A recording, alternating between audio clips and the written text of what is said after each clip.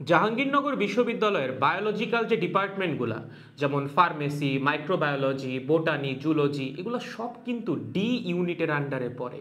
এজন্যই medical অ্যাসপিরেন্টদের backup প্ল্যানের একদম টপ প্রায়োরিটি লিস্টে থাকে জাহাঙ্গীরনগর ডি ইউনিট। তবে জাহাঙ্গীরনগরে সায়েন্সের ইউনিট দুইটা, একটা হচ্ছে এ ইউনিট আর একটা হচ্ছে ডি ইউনিট। এ ইউনিট ভর্তি পরীক্ষা নিয়ে আমরা অলরেডি একটা ভিডিও বানাইছি, সেটা ইউটিউবে গেলে পেয়ে যাবা। আজকের ভিডিওতে আমরা ডি ইউনিট ভর্তি পরীক্ষা নিয়ে বিস্তারিত আলোচনা করব।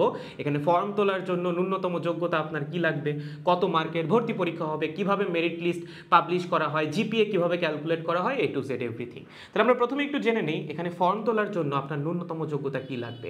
এটা কিন্তু এ ইউনিটের চেয়ে হালকা একটু ডিফারেন্ট। জাহাঙ্গীরনগর ডি ইউনিট ভর্তি পরীক্ষার ফর্ম তুলতে আপনার এসএসসি এবং এইচএসসি দুইটাতেই ন্যূনতম জিপিএ লাগবে 4 এবং দুইটা মিলিয়ে আপনার ন্যূনতম জিপিএ লাগবে 9। তার মানে আপনার এসএসসি এবং এইচএসসির কম্বাইন্ড জিপিএ যদি 9 বা তার চেয়ে বেশি হয় তাহলেই কেবলমাত্র আপনি জাহাঙ্গীরনগর ডি ইউনিটে ভর্তি পরীক্ষা দিতে পারবেন।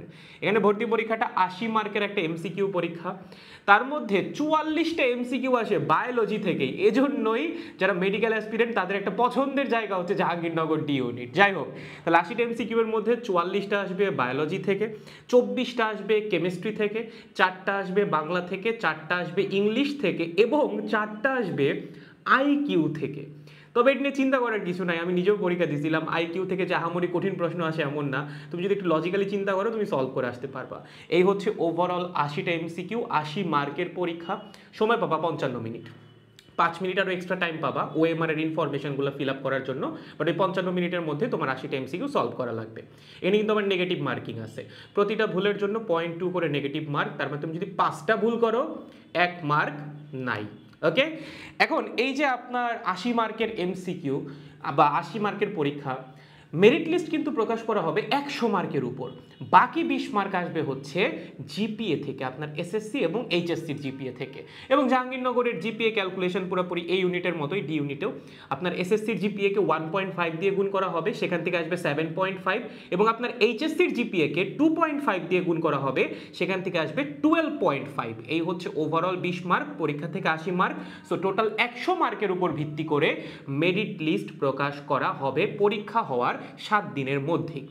এবং এখানে সিট হচ্ছে টোটাল 310টা, বাট অর্ধেক সিট কিন্তু কেবলমাত্র মেয়েদের জন্য বরাদ্দ। এই 310টা সিটের মধ্যে 155টা ছেলেদের জন্য এবং 155টা হচ্ছে মেয়েদের জন্য।